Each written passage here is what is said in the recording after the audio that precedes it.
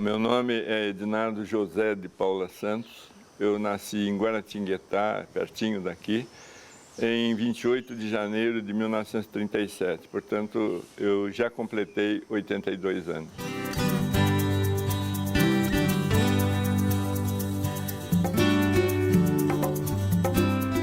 Bom, eu descendo de família de fazendeiros, entende? Então, meu avô plantava café. Depois, com o problema de 1929, da quebra do café, ele mudou de ramo, passou a ser pecuarista. E todos os tios meus eram pecuaristas, à exceção do meu pai. O meu pai se formou em farmácia. E talvez seja daí que veio a preocupação dele em que eu estudasse. Então, eu não tinha liberdade de ir para a fazenda. Eu só ia para a fazenda como prêmio se fosse bem na escola. Entendeu? Então, é uma coisa bastante interessante, mas foi extremamente saudável para mim. Eu aprendi a gostar de estudar e sempre estudei bastante, depois de uma certa idade. Até uma certa idade, eu confesso que não fazia o menor gosto entre jogar futebol e estudar. Eu preferia jogar as peladas de rua lá em Guaratinguetá.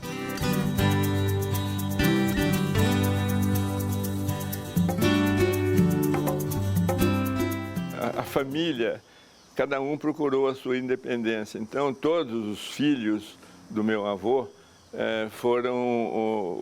os filhos homens foram fazendeiros ou mexeram, à exceção do papai. Papai tinha uma loja de ferragem e eu vivia metido na loja de ferragem lá. O meu negócio era ferramenta, não era tanto cavalo e tudo. Mas nas férias sempre eu ia para a fazenda, né? Mas o que determinou mesmo foi a criação do ITA em 1950. Um dos professores assim, mais famosos do ITA era o professor Lacaze, Antônio Lacaze Neto. Eu estou falando de 1953, 54, e o ITA tinha 4 anos de idade, né? O ITA se implantou aqui a partir de 1948, e as turmas que se formaram aqui no ITA se formaram a partir de 1951. Como eu estou falando 53, 54, eu ainda estava no curso médio e precisava, digamos assim, estudar mais para poder fazer o vestibular, que era razoavelmente puxado, mas a influência do professor Lacaze foi decisiva, porque Guaratinguetá era uma das cidades que mais tinha pessoas que vinham para o ITA. Por cidade, nós tínhamos uma densidade de pessoas de Guará que era maior do que, só não se comparava a São Paulo, Rio e as capitais. Mas, por exemplo, o Ceará nós tínhamos mais gente do ITA, de Guaratinguetá, do que do Ceará. Então, a influência do professor Lacaze foi decisiva. E como eu gostava de engenharia, eu sempre gostei de engenharia, não é que eu tenho assim, um prazer muito grande de construir as coisas, tá certo? Então, o caminho que tinha era eu tentar o ITA. O ITA era difícil, então, terminado ou quase terminado o curso médio, em Guará, eu fui para São Paulo, fiz o cursinho e prestei 2 vezes o exame para o ITA, em 1955 e 1956. Eu entrei em 56 e já em 55 eu tinha entrado na Faculdade de Engenharia Industrial, mas não era o que eu queria, né? A Politécnica não era o que eu queria, o Mackenzie não era o que eu queria. Então eu queria o ITA e eu resolvi, digamos assim, tentar, senão eu teria continuado na Faculdade de Engenharia Industrial. Mas em 1956, o ITA ele tinha exatos 7 anos de idade aqui em São José dos Campos. A primeira turma que se formou de pessoas que têm o diploma de engenheiro do ITA se formou no Rio de Janeiro, porque a sede do ITA era no Instituto Militar de Engenharia, no Rio. A partir de 1954, a minha vida se vinculou a São José dos Campos, porque eu fui para São Paulo, fiz o cursinho, o papai tinha falecido recentemente, mamãe era era mãe, eu sou filho único, então isso era uma complicação e eu queria ficar perto dela, porque ela era sozinha, no caso, né? Ela morava em Guaratinguetá, continuou morando em Guaratinguetá e eu vim para o ITA. Aí eu fiquei de 1956 a 1960 na escola e ainda no ano de 1960 eu me casei. Então, eu vou completar 58 anos de formado e já completei 58 anos de casado, porque eu me casei no último ano. E, olha, digamos, com a mesma mulher, isso aqui é o mais difícil. É a Tereza da Penha Dias de Paula Santos é o nome dela. Então, eu tenho uma proximidade com São José, eu gosto de São José, eu sempre gostei. Mas eu andei bastante, por exemplo, de 61 a praticamente 70, eu fui pesquisador do CTA e professor da Faculdade de Engenharia de Guaratinguetá a partir de 1956. Nem a pesquisa, nem a docência eram as minhas vocações, né? Então, em 1970, 69, eu já pedia as contas de professor, porque para ser professor precisa se dedicar, eu não iria conseguir. Então, realmente eu caminhei para a parte empresarial, nós fundamos uma empresa em 70, depois eu saí dessa empresa, fui digamos, mexer com helicóptero, depois eu vendi a Enciclopédia Barça e eu tenho um enorme orgulho de ter trabalhado, porque a venda da Enciclopédia Barça era uma coisa nobre naquela época, né? Então você tinha que convencer as pessoas que se tratava de algo extremamente útil. Hoje você tem o Google, que não custa nada e faz mais do que a Barça.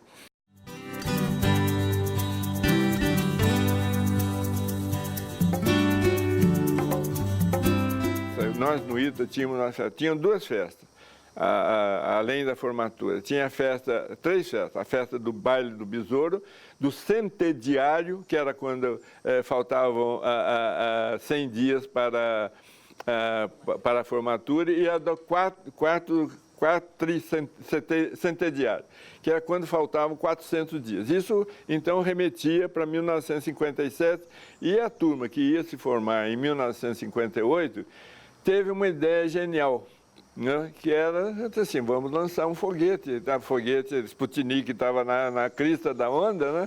Então vamos lançar o foguete. Imagine o rebu que não deu no Brasil inteiro, né? O ITA vai lançar um foguete, a turma de 1958 vai lançar um foguete.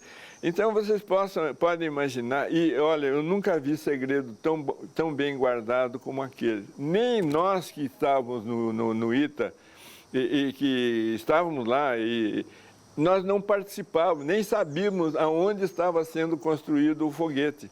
Não, era alguma coisa que só a turma que estava envolvida, e todos eles que iriam se formar em 1958, é que estavam envolvidos. Mas então chega o grande dia, eu não me lembro, se não me engano é qualquer coisa como setembro de 1957 ou algo do tipo assim. Aí chega o grande dia.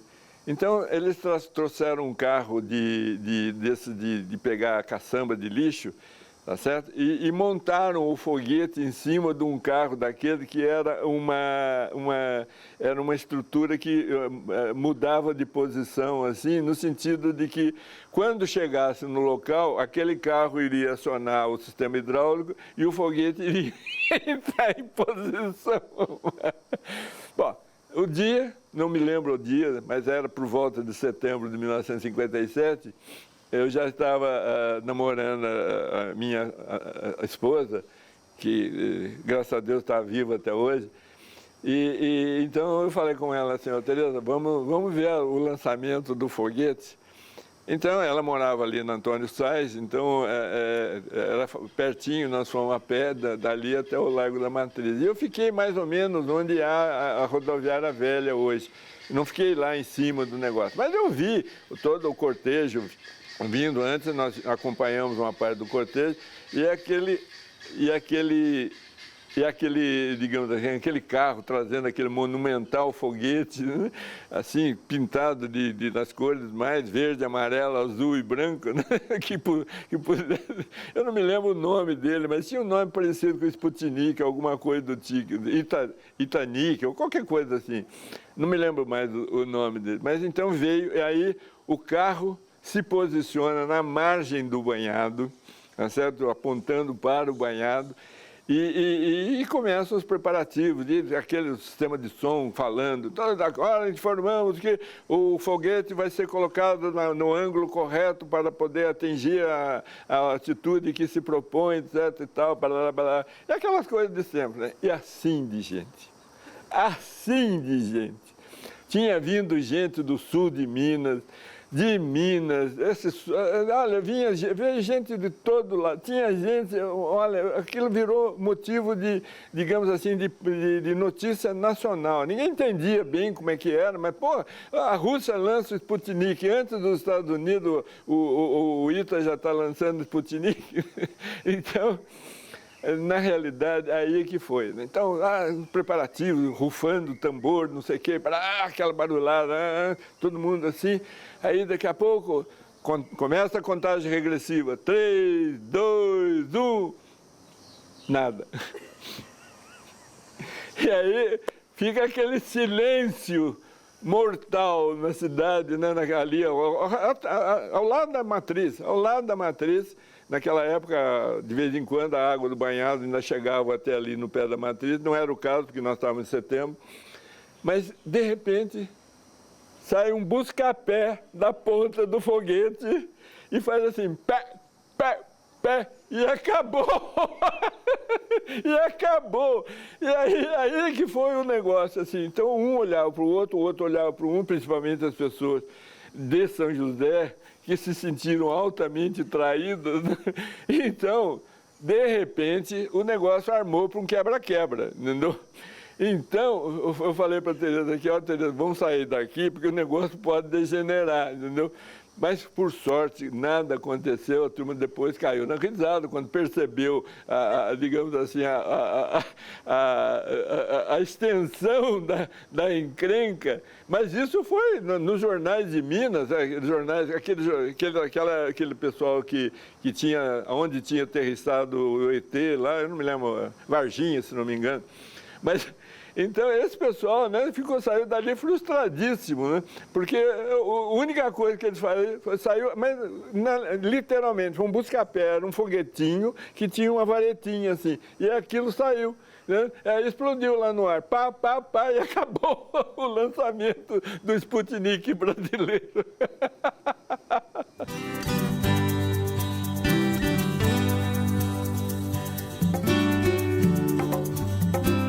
Em 1967, eu estava disposto a deixar a parte de pesquisa e só a parte de docência não me satisfazia.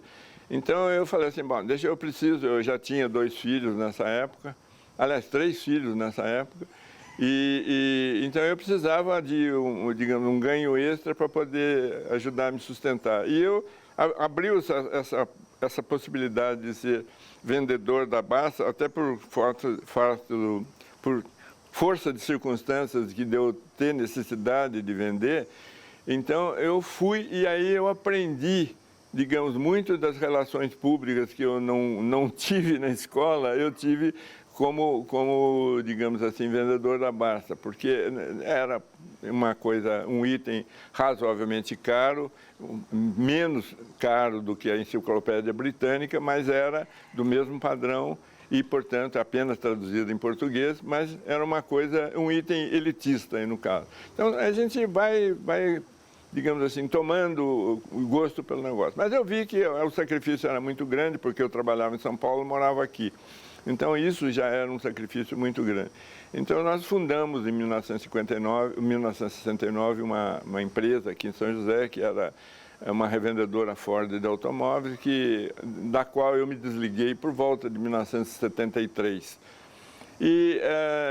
Então, cada segmento desses é um grande aprendizado na vida. Isso é um testemunho que eu posso dar, porque eu estudo todos os dias, eu aprendo todos os dias, porque eu procurei manter e procurei desenvolver, mais do que manter, desenvolver uma mente aberta para que a gente possa, digamos assim, se atualizar. Imagine, por exemplo,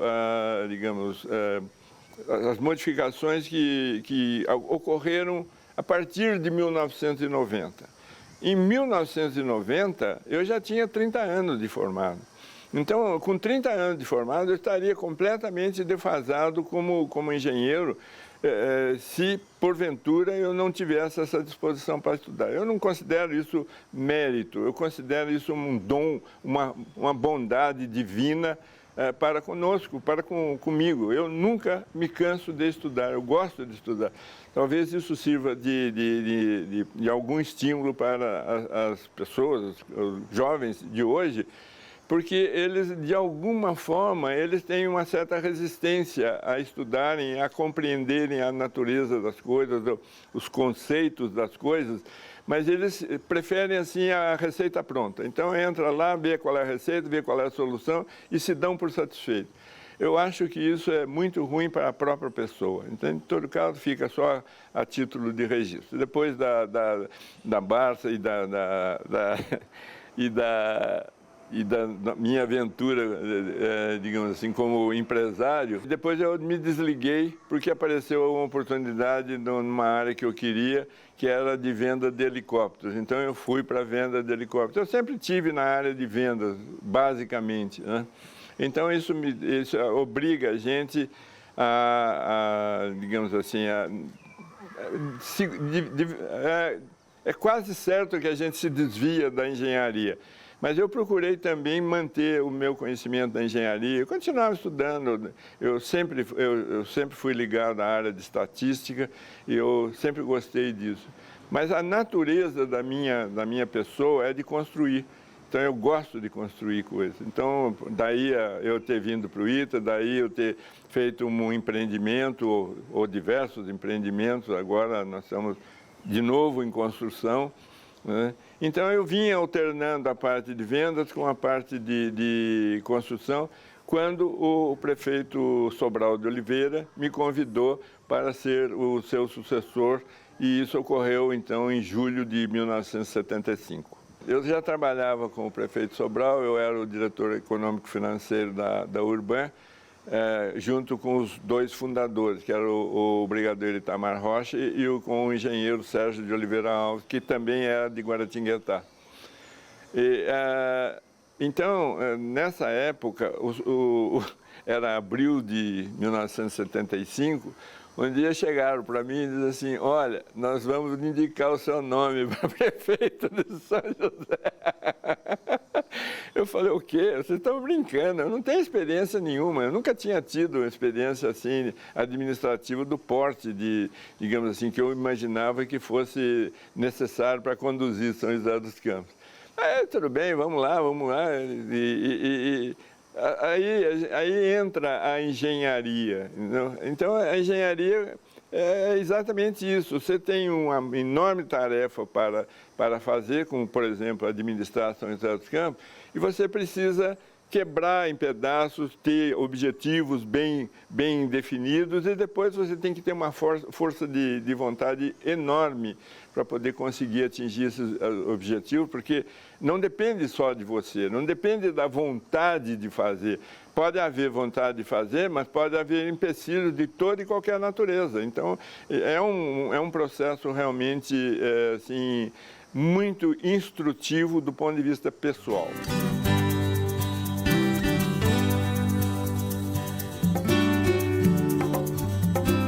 São José não tinha água, já começava daí. São José não tinha tratamento de esgoto. São José estava crescendo a uma razão, uma taxa de 10% ao ano. Isso significa o seguinte: na época que eu fui prefeito, o número de habitantes era, digamos, 250 mil habitantes. No ano seguinte, 275. No outro ano, 300. Então, imagine essa progressão ao longo de 5, 10 anos. Você fornecer os serviços para uma população que cresce numa taxa de 10% ao ano é uma tarefa desumana e muito mais próxima do impossível do que qualquer outra coisa. Mas a gente sabe que, por exemplo, não dá para fazer tudo num mandato. Esse é um dos problemas e que, digamos assim, que os prefeitos têm. Eles não conseguem fazer tudo que eles gostariam, tudo que eles acham que a cidade precisaria num mandato de 3, 4 anos. No meu caso, foi 3 anos, 3 meses, porque eu fui prefeito nomeado. Eu me orgulho de ter sido prefeito nomeado, nunca mais aceitaria algo do tipo, mas eu me orgulho porque eu pude, de alguma forma, mostrar que através de um trabalho de engenharia bem feito, a gente poderia, digamos assim, enfim, poderia deixar alguma coisa, né? O projeto do anel viário, você sabe que foi nós, né? Eu e mais 12 engenheiros. Quando eu chamo engenheiro e arquiteto, é tudo no mesmo tipo de formação, né? Então, era o pessoal do nosso planejamento. E esse pessoal planejou, então, digamos assim, o serviço básico de transporte naquela época, já avisando, digamos, 20 anos à frente. Era o que a gente imaginava. O que acontece é o seguinte, que o desenvolvimento de São José foi muito maior e muito mais rápido e muito mais avassalador do que aquilo que a gente poderia esperar. Mesmo assim, por exemplo, todo o sistema do anel viário, todo o projeto do Vidoca, a própria abertura do Vidoca, a retificação do Cambuí, são coisas que eram de infraestrutura e que eu nunca tive medo de fazer. Eu falei, não me importa, por exemplo, que o povo não goste disso, mas o povo precisa disso, ou o povo preferiria, por exemplo, festa São João, mas não, a gente tinha o departamento de festa, mas na realidade a gente dava muito mais importância para aquilo que ficasse marcado. Por exemplo, no caso do anel viário, eu fiz 2 viadutos, um na Francisco Zé Longo e o outro na Paulo Becker, se não me engano. E esses viadutos ficaram enterrados durante 18 anos, até descobrirem que quando precisasse passar o anel viário por ali, os viadutos estavam prontos. Então, coisas dessa natureza eu tenho um orgulho imenso de fazer, de ter feito, porque estão dentro daquilo que eu chamo de engenharia, né? Então, acabou o capítulo de prefeitura, né? Aí eu, desempregado, fui trabalhar em Brasília na área de transporte. Então, foi 85, 88 e tudo. Quando chegou, digamos, em 88, eu tentei disputar a eleição, acho que foi em 92, não foi 88, foi em 92, eu disputei a eleição. E na época eu não fui bem sucedido. Acho que foi a Ângela Guardaquinim que ganhou a eleição. Então, eu daria por encerrado aquela parte de serviço público, aí eu voltei de novo para a iniciativa privada, fiz uma empresa e essa empresa eu digamos assim, toco até hoje. Mas nesse tempo em que eu não era nada, estava desempregado, eu era também membro da Irmandade da Santa Casa de São Paulo.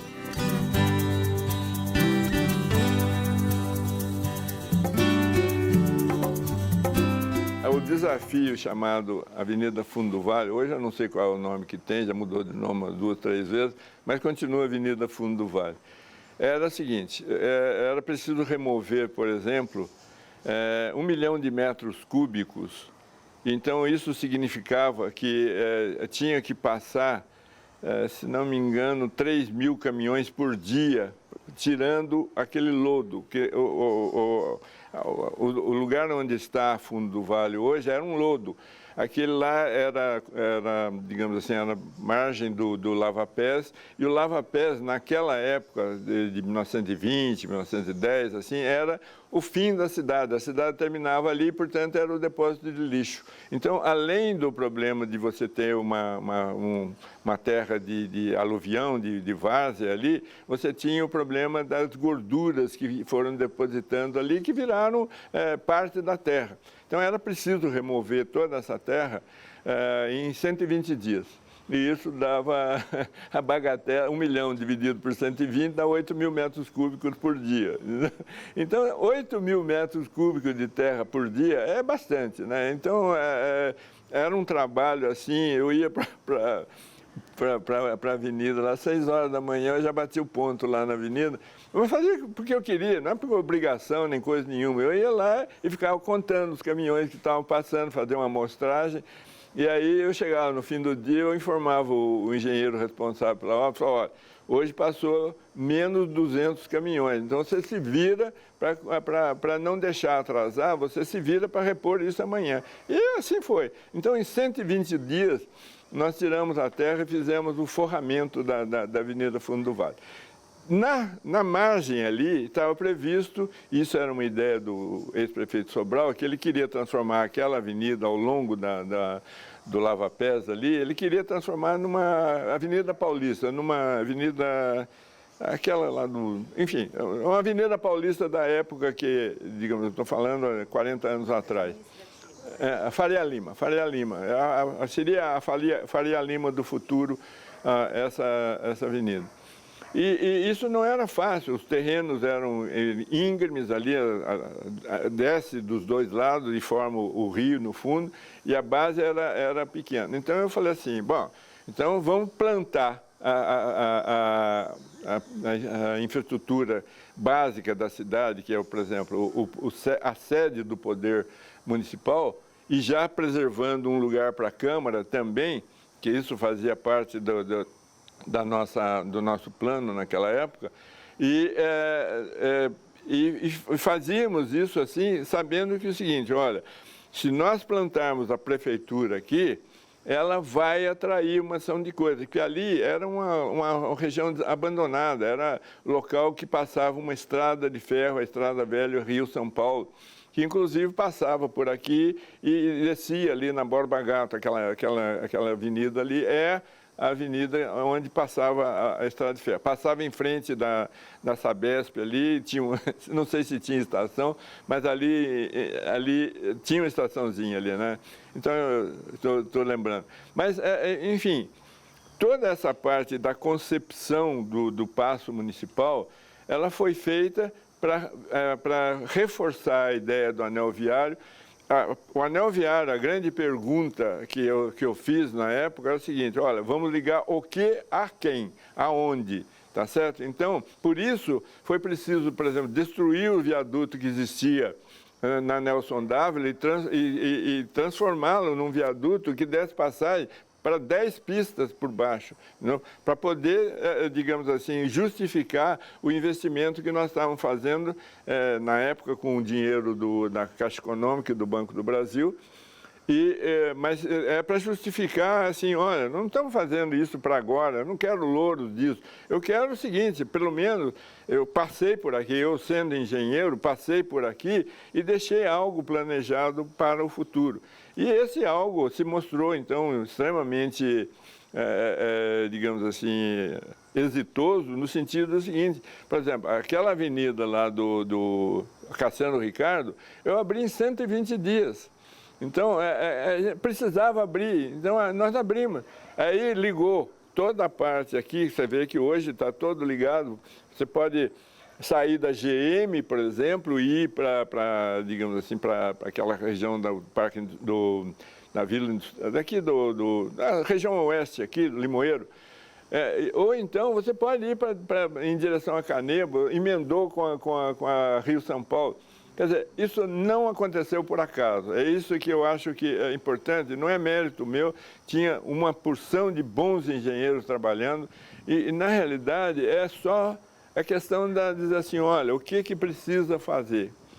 Como que nós vamos fazer? Não vai terminar em 5 anos? Não vai. Já são 20 anos, de 94 para cá, quando a Ângela retomou, a doutora Ângela retomou a parte do sistema viário, já são 20 anos, 25 anos. Então, vejam a necessidade. Mas São José não tinha só o problema viário, o problema de água era terrível. Eu trouxe essa Sabesp para cá em 1977. Naquela época, também não é mérito meu, mas a gente discutia esse tipo de problema. O que vai fazer com o esgoto? Tem que tratar. Não, mas aí ficavam ponderações do seguinte, Jacareí não trata, tá certo? Vai pecear a água nossa. Eu falei assim, vamos fazer a nossa parte. Então é pensando assim que um país caminha, cada um fazendo a sua parte, então naturalmente o todo se beneficia. E aconteceu isso. Depois de muito tempo, Jacareí passou a fazer tratamento de água e esgoto. Então, isso realmente, isso está acontecendo. Depois que São José foi a mais importante cidade que se associou à Sabesp nos idos de 1977. Então, eu aproveitei disso, o governador Paulo Egídio Martins tinha me pedido, eu falei, Paulo Egídio, imagina, governador, por favor, a gente precisa de apoio. Apoio é o seguinte, quando é que o senhor quanto de verbo o senhor vai alocar para a parte de tratamento de esgoto? Então, nós já vinculamos, naquela época, nos idos de 77, nós vinculamos toda a parte de tratamento de esgoto. E depois as coisas vão acontecendo quase que por natureza, por decorrência. Né? Então, essa é a história, por exemplo, até eu chegar no Vicentino Aranha.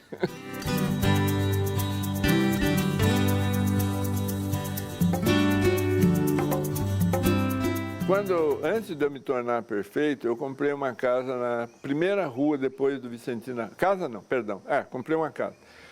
E era a rua que tinha mais vegetação e, portanto, era mais desvalorizada. Era a única que eu podia comprar. Eu comprei em 1976. Eu moro no mesmo lugar há 43 anos, então já é alguma coisa. E aí, quando chegou em 84, por volta assim, eles começaram a demolir aquela morguezinha, aquele lugar onde os mortos iam ali, no fim, bem na esquina do Vicentino Aranha, que fica em frente à minha casa. Eu ia todo dia desmontando aquele negócio lá, até que eu me lembro que nessa época eu participei de um movimento para parar a obra, para não deixar lotear essa parte do Vicentino Aranha, porque o Vicentino Aranha já estava apalavrado com uma determinada imobiliária local aqui, no sentido disso. Bom, isso foi em 1984. Então, nada mais, digamos assim, alertante, né, do que, vamos preservar isso aqui, né? E nós fizemos isso, assim, eu tenho uma arquiteta que trabalhou comigo, talvez você tenha conhecido, a Rosana. Ela trabalhava na Fundação Cultural e depois ela se mudou. Mas ela era minha arquiteta aqui, ela tinha digamos assim, uma possibilidade de transitar, um trânsito bom na área política. Então, nós começamos a trabalhar para tombar o Vicentino Aranha. E o Vicentino Aranha, então, a primeira coisa concreta e boa do Vicentino Aranha foi a conseguir tombar. Isso deve ter sido por volta de 97, 98, ou por aí. Né? Foi um pouquinho antes do Vicentino fechar. Mas nessa época, eu era membro da Irmandade de Misericórdia de São Paulo, da Santa Casa de Misericórdia de São Paulo. E aí, um dia, fizeram um convite para mim, eu entendi bem, me deram um título de sócio remido, mas digamos assim, na cabeça do provedor, que era o Dr. Carvalho Pinto, ele já tinha em mente me convidar para poder assumir aqui. Isso aconteceu em 93. Então, de 93 a 2001, eu digamos assim, participei e tive o prazer, eu tenho um amor imenso pelo Vicentino Aranha, pelo que ele representa, porque ele realmente um pulmão que existe aqui em São José e que, graças à compra que a prefeitura fez da Santa Casa, isso aqui pode ser preservado e deixou de ser uma preocupação para todos nós, inclusive para mim, que moro atrás do Vicentino Aranha.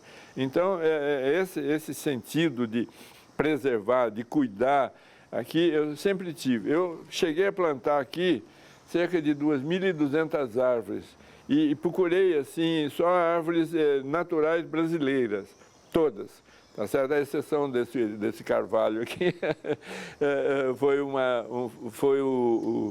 digamos assim, uma opção que eu tive, madeira de lei.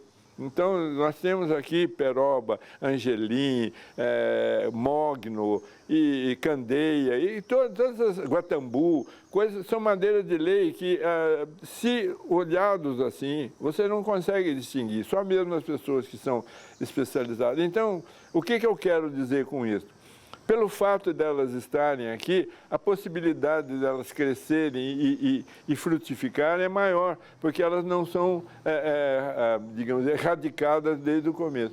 Então, essa, por exemplo, é uma das contribuições que, além da parte do tombamento para o Vicentino Aranha, essa é uma das partes da qual eu tenho um grande orgulho.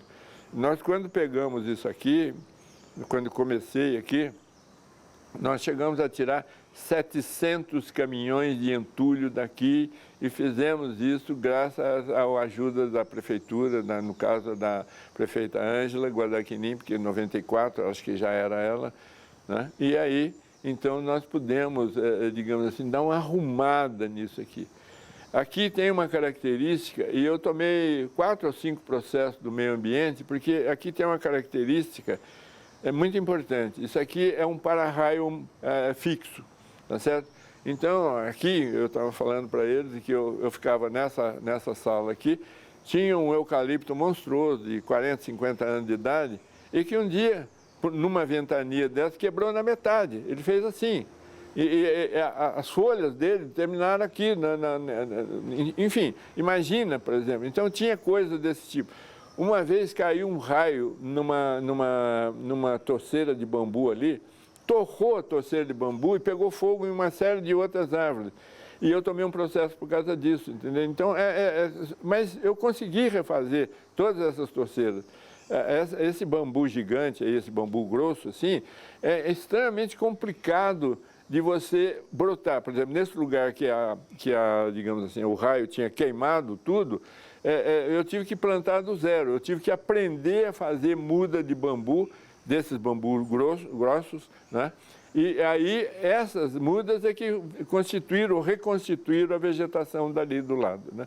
Então, eu acho que essas são as grandes contribuições que eu fiz aqui no Vicentino, a parte onde era a cozinha velha, onde tem aquela chaminé ali. Nós fizemos o descascamento da pintura e a restauração tijolo por tijolo. Aquela chaminé estava caindo, então nós demolimos a chaminé inteira, botamos os tijolos de lado, fizemos uma armação de concreto e ferro e concreto para poder depois revestir essa armação com os tijolos que eram do local. Quer dizer, tudo ficou como era. E essa era uma preocupação que a gente tinha. Eu tinha uma arquiteta aqui muito boa, a Rosana era realmente alguém, e ela inclusive conseguiu recursos para a gente começar a restaurar o Vicentino Aranha. Só que não deu tempo, né? Eu tive que sair, o Vicentino foi vendido, mudou o governo, tudo isso aí, né?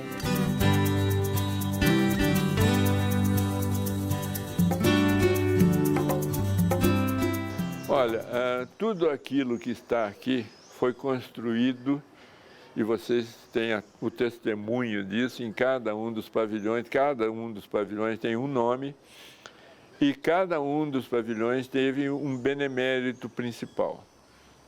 A começar da própria ideia e do nome de Vicentina Aranha. Quem era Vicentina Aranha? Vicentina de Souza Aranha, se não me engano, não é o nome correto dela, mas talvez tenha sido o nome de solteiro, era mãe de uma pessoa que foi um escritor famoso chamado Paulo Setúbal. Mãe não, sogra do Paulo Setúbal.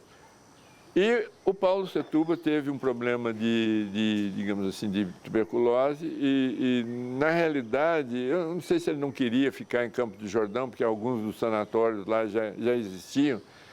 E a Vicentina Aranha, como era descendente de uma família muito rica, digamos, a descendência dele gerou o Setúbal, né? Então, eles começaram aqui e a Vicentina Aranha comprou essa área aqui, que era uma área muito grande, ia desde aqui, desta rua, tá certo? Até lá o Vidoca. Então, eu não me lembro exatamente qual era a área total, mas era mais de 1 milhão de metros quadrados. E à medida que foi passando o tempo, a Vicentina Aranha viu que, digamos assim, ela não conseguiria fazer tudo sozinho. Então, se você for na capela lá, a capela digamos assim, foi construída por outra pessoa. Esse pavilhão é originário de outra pessoa. Aquele pavilhão atrás foi construído sob os auspícios da Companhia Paulista de Estrada de Ferro.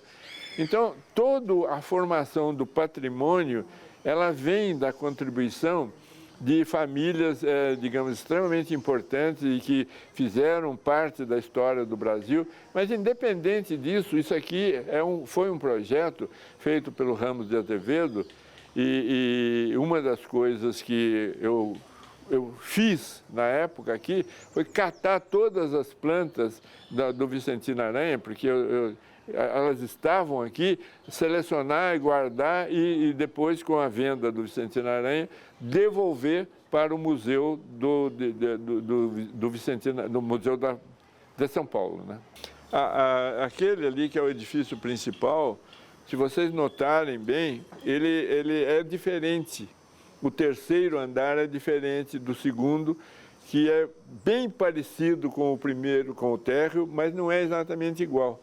Então, a preservação principalmente de todos esses prédios aqui, são, se não me engano, 14 ou 15 mil metros quadrados de construção, começa ali, naquele prédio central. Aquele prédio central ali era o local onde muitos tuberculosos foram curados aqui. Se fazia, inclusive, as operações complicadíssimas para a época, que era na tentativa de cura do Vicentina Aranha, dos tuberculosos que vinham aqui para o Vicentina Aranha. Então, eu acho que, primeiro, digamos assim, custa tão pouco preservar. Segundo, isso é uma área agradável que pode, digamos assim, servir de lazer para todo mundo. Vejam a questão do muro do Vicentina Aranha. Eu não consegui derrubar o muro, vocês acreditam? Inclusive, eu cheguei a fazer uma parte de grade lá na frente, ao lado da portaria, mas a autorização para derrubar esse muro, porque achavam que esse muro era parte integrante da construção do Vicentina Aranha, quando não era. E isso é uma coisa interessante. Eu tenho fotografias em que, no lugar do muro, tem um taquaral que dividia a propriedade. A taquara tem essa propriedade assim de ser uma cerca viva. E essa cerca viva não deixa passar mesmo. Ela se entranha de tal forma, ela se entrelaça de tal forma que ela não para. E que ninguém passa aí, no caso. Então, toda essa parte, essa história, se alguém se der o trabalho de gostar disso, mas pelo menos de preservar, porque por mais superficial que seja, não precisa ninguém entender do Vicentina Aranha. Essas construções, elas datam.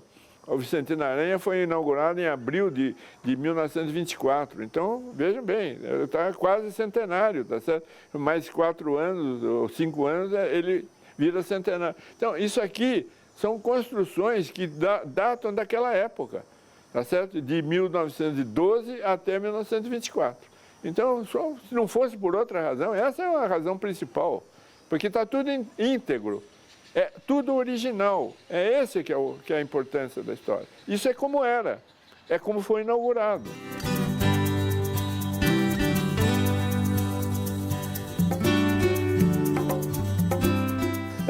Eu estava muito revoltado com o andamento digamos assim, das coisas, de modo geral. Eu sempre fui assim meio rebelde, né? Então, eu via que estava faltando, digamos assim, uma direção mais firme no sentido de engenharia para poder recuperar o tempo perdido e para poder preparar São José para novos saltos, né? Então, eu estava aqui no Vicentina, eu não ocupava essa sala ainda, eu ocupava uma sala lá no pavilhão central. E aí veio o pessoal do Emanuel, veio enfim, o Eduardo, o Diniz, enfim, eram 5 ou 6 pessoas, o Alvan, e 5 ou 6 pessoas que vieram tentar me convencer para sair candidato a vice-prefeito para ajudar Emanuel a sair. Antes disso, num fim de ano, eu saí da minha casa e fui comprar o jornal. Eu encontrei com o prefeito Sobral. Ele falou para mim, assim, não está de nada, agora nós temos que dar uma mão para o Emanuel. Eu falei, o prefeito, vamos fazer o seguinte, o senhor pega de um lado, eu pego do outro, a gente vê se consegue, né? Aí sobrou para mim, ele não queria, tá certo? Ele nem passava pela cabeça dele, tendo sido prefeito, ser vice-prefeito, eu não tenho esse tipo de veleidade, né? Então, o Emanuel e o pessoal do PSDB tentou me convencer, foi numa reunião aqui, enfim, eu acabei concordando. Mas eu falei para ele, olha, eu não sou uma pessoa exatamente bem-humorada, entendeu? É o seguinte, então vamos fazer, bom, tudo bem, mas tem algumas coisas, tá certo? Eu não quero ficar na condição de rainha da Inglaterra, vice-prefeito, rainha da Inglaterra. A rainha da Inglaterra manda mais do que o vice-prefeito, né? E do que o vice, de um modo geral. Mas eu concordo em ajudar. Mas aí nós criamos a Secretaria do Desenvolvimento Econômico, porque nessa época o principal problema em São José dos Campos era exatamente a questão do emprego. Então esse emprego era absolutamente fundamental. E nessa época eu tive uma ideia e chamei a ideia de fábrica de empregos. E em cima dessa ideia da fábrica de empregos, nós ganhamos a eleição. Tá certo? Porque a gente já sabia o bojo da criação da Secretaria de Desenvolvimento Econômico já estava pronto, então a gente sabia, olha, nós vamos ter que trabalhar feito doidos, tá certo? Para poder granjear empregos e oferecer empregos para as pessoas de São José, porque essa é a necessidade. E ganhamos a eleição. Então foi assim que eu virei vice-prefeito de São José até 2000. Foi de 97 a 2000.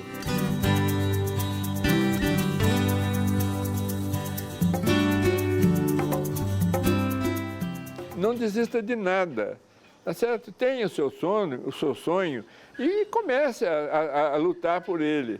A vida é uma luta de todo dia. Todo dia você levanta de manhã e já tem que brigar digamos assim, pelas vicissitudes daquele dia. E, sobretudo, principalmente para a criançada, olha, deem valor para aprender. Aprender é diferente de estudar. Aprender requer, assim, você refletir sobre as coisas. Refletir sobre as coisas exige tempo e exige também uma outra coisa, que é a eliminação de distrações. E nós estamos vivendo numa época em que a distração é fartíssima. Qualquer coisa é motivo de distração. Então, gente, eu acho que vale a pena, digamos, pensarem um pouquinho, se puderem, porque vocês vão sentir falta se não tiverem esses momentos de reflexão, de meditação, e de reflexão inclusive sobre a vida, vocês não terão possibilidade, ou terão menos possibilidade de se dar bem na vida. Porque, às vezes, a felicidade não se resume em ter dinheiro. Às vezes, a felicidade se resume, por exemplo, em ter sido mordomo aqui do Vicentino Aranha, por exemplo, entende? Que é uma coisa que enche a minha vida. É essa a mensagem que eu tenho para a criançada.